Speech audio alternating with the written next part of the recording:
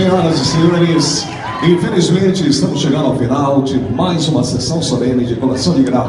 Em nome da Agência Delfos e da Faculdade Anhanguera de Bauru, queremos agradecer a presença de todos os amigos, familiares nesta noite. No demais, gostaria agora de pedir uma grande salva de palmas ao Coral Companhia Sancler pelo show que nos deram essa noite.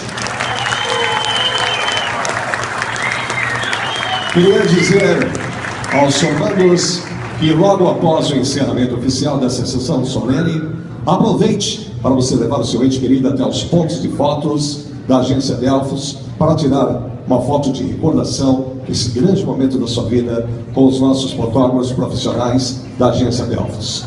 Senhoras e senhores, demais, a partir de agora nós vamos ter o encerramento oficial da sessão solene. Representando o excelentíssimo diretor da Faculdade Anhanguera de Bauru, professor Márcio Luiz Carreira, passo a palavra para proceder ao encerramento oficial dessa sessão solene para a professora Alessa Berretini Rodrigues. Obrigado e boa noite. Ao encerrar esta sessão, agradeço a presença de todos, em especial às autoridades acadêmicas, políticas, aos senhores familiares dos formandos e aos funcionários da instituição.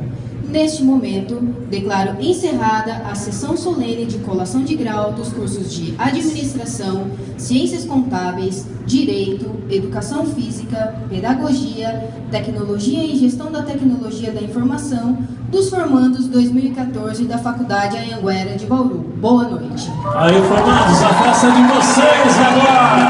Vamos celebrar!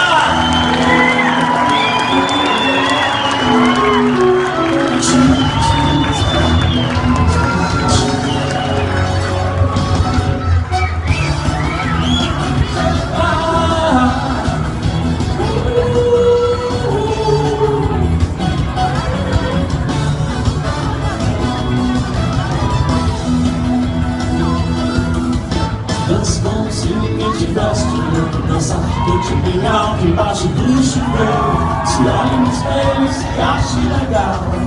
Quer saber, a vida é carnaval. Tira o dia inteiro pra você. Leia um livro, liga a TV. Telefone pra quem tem